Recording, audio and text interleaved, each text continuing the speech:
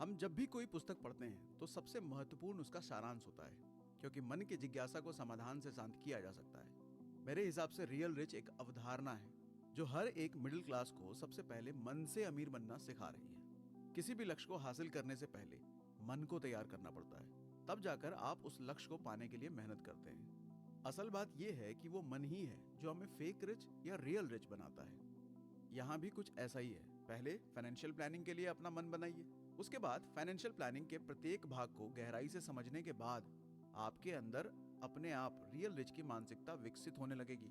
अब जरूरत है तो केवल अनुशासन और योजना पर काम करने की। मैंने पिछले सभी अध्याय में आपके मन और मानसिकता को विकसित करने का प्रयास किया है, ताकि आप समाधान को केवल सुने ही नहीं बल्कि उस पर काम भी करना शुरू कर दें। तभी तो कुछ सालों में आप कहलाएंगे रियल रिच। और मुझे भी ये जानकर खुशी होगी कि आने वाले सेमिनार में ज्यादा से ज्यादा रियल रिच मुझसे मिलें। अब यहाँ बात आती है समाधान की। समाधान नंबर 1, ग्रोथ माइंडसेट पर काम करें। कई बार हम अपने पेरेंट्स या फैमिली मेंबर से सुनते हैं कि सेटल हो जाओ एक बार। आखिर ये सेटल होना क्या होता है? आइए इसको समझते हैं। ये वो लाइन है जो बचपन से हर मिडिल क्लास व्यक्ति के घर में बोली जाती है। पापा बोलते हैं कि बेटा एक बार सेटल हो जाओ, फिर जो मन आए वो करना, लेकिन पहले एक बार नौकरी लेकर सेटल हो जाओ। बच्चा अगर बोल रहा है पापा बिजनेस करना है, तो पापा बोलेंगे पहले नौकरी लेकर एक बार सेटल हो जाओ, फिर बाद में बिजनेस कर लेना। और बच्चा अगर बोल रहा है कि पापा कॉमेडियन बनना है, तो पापा बोलेंगे पहले बेटा फिर से नौकरी लेके एक बार सेटल हो जाओ, फिर जो बाद में होगा करते रहना। और अगर बच्चा बोल रहा है कि पापा एक्टर बनना है, तो पापा बोलेंगे बच्चे पहले नौकरी लेकर एक बार सेटल हो जाओ, फिर बाद में जो करना होगा करते रहना। और बच्चा अगर बोल रहा है कि पापा इन्फ्लुएंसर बनना है, तो पापा फिर से बोलेंगे पहले नौकरी लेकर एक बार सेटल हो जाओ, फिर बाद में जो करना होगा कर लेना। और बच्चा अगर बोल रहा है कि पापा डिजिटल मार्केटिंग या एडिटर बनना है, तो पापा बोलेंगे क्या, पहले नौकरी लेकर सेटल हो जाओ, फिर बाद में कर लेना। इसका मतलब जिंदगी का पहला गोल ही लाइफ में सेटल होना है, और नौकरी ही सेटल होने का एकमात्र तरीका है। मुझे तो आज तक ये समझ नहीं आया कि सेटल होने की परिभाषा क्या है। मुकेश अंबानी, आनंद महिंद्रा, इलॉन मस्क, नारायण मूर्ति, ये सब बिलियनियर होने के बावजूद आज तक मेहनत कर रहे हैं और कुछ नया करते रहते हैं, क्योंकि उन्हें पता है जीवन में सेटल होने जैसा कुछ होता ही नहीं है। पानी अगर ठहर जाए तो उसमें काई जम जाती है। लोहा अगर एक जगह पड़ा रह जाए तो उसमें जंग लग जाता है। खेतों में अगर फसल लगाकर छोड़ दिया जाए और कुछ नहीं किया जाए तो उसमें भी खरपतवार लग जाते हैं।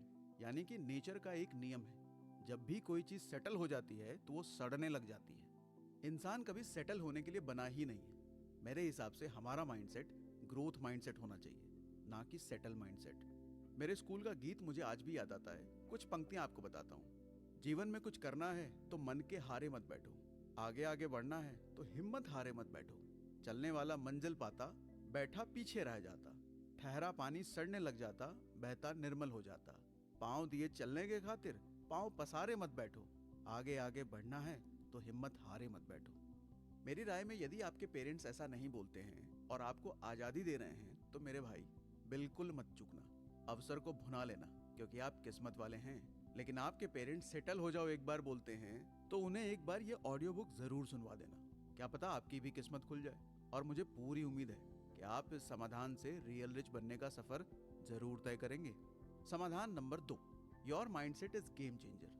हमने अक्सर कहते हुए सुना है कि हम इतने पढ़े लिखे नहीं हैं, हम तो गांव में रहते हैं, हम तो गरीब घर में पैदा हुए हैं, हमारा तो समय ही ठीक नहीं चल रहा, हमें तो अंग्रेजी नहीं आती। जो लोग ऐसा बोलते हैं ये उनकी लाइंस नहीं है। वो ये समझ ही नहीं पाते कि उन्होंने ये लाइंस किसी और से सुनी है। जब हमें ये लगता है कि ये सब बातें हमारे साथ भी है, तो हमें लगने लगता है कि हम भी नहीं कर पाएंगे। शायद पहली बार जिसने ये लाइंस बोली थी वो कमजोर था, लेकिन आप भी उन्हीं लाइंस का सहारा लेकर खुद को कमजोर बना देते हैं। ये पूरा खेल माइंडसेट का है कि आप किस माइंडसेट के साथ अपने लक्ष्य को देख रहे हैं। अगर आप ये सोचते हैं कि फाइनेंशियल मैनेजमेंट और फाइनेंशियल प्लानिंग बहुत मुश्किल काम है, तो आप उसके लिए कभी मेहनत भी नहीं करना चाहेंगे। इसी तरह जिंदगी में रियल रिच बनना है तो सबसे पहले माइंडसेट को तैयार करो। अमीर बनने की दौड़ में पूरी ताकत के साथ लग जाएं। समाधान नंबर 3, जिंदगी की असली पढ़ाई आपको दुनिया करवाती है, ना कि कोई स्कूल या कॉलेज।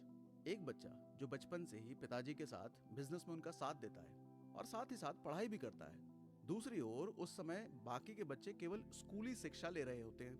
आपको पता है दोनों में क्या अंतर आएगा? एक बच्चा स्कूली पढ़ाई के साथ साथ व्यवहारिक ज्ञान की प्रैक्टिकल ट्रेनिंग भी ले रहा है, वहीं दूसरी ओर एक बच्चा केवल किताबी ज्ञान ले रहा है। जब आप शुरू से किसी बिजनेस या किसी भी तरह की प्रैक्टिकल ट्रेनिंग अपने माँ बाप से लेते हैं तो वही आपकी जिंदगी की असली शिक्षा है जो आपको बिजनेस, जिंदगी या फाइनेंस में दूसरों से अलग बनाएगी।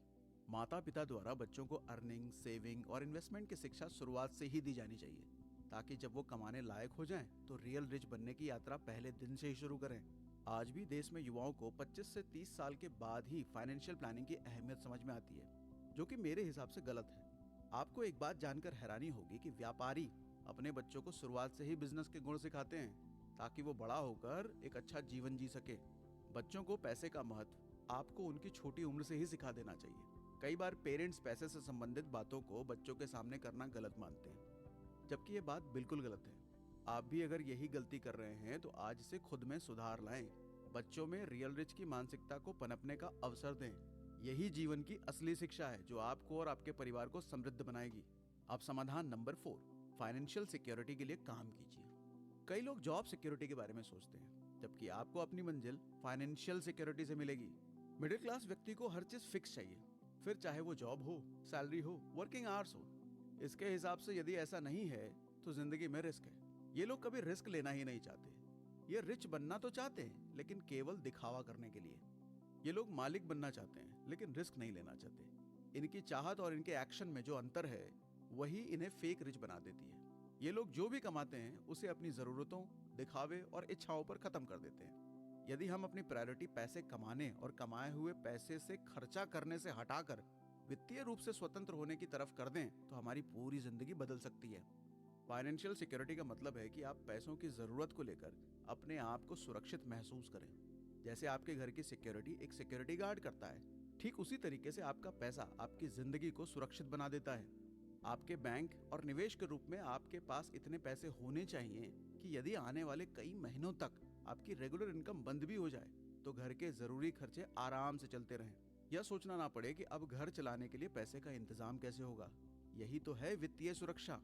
मुझे लगता है कि अब आप रियल रिच बनने की यात्रा की शुरुआत कर सकते हैं, और यदि पहले ही आप उस यात्रा पर हैं, आपको इस ऑडियो बुक से सही समझ मिलेगी।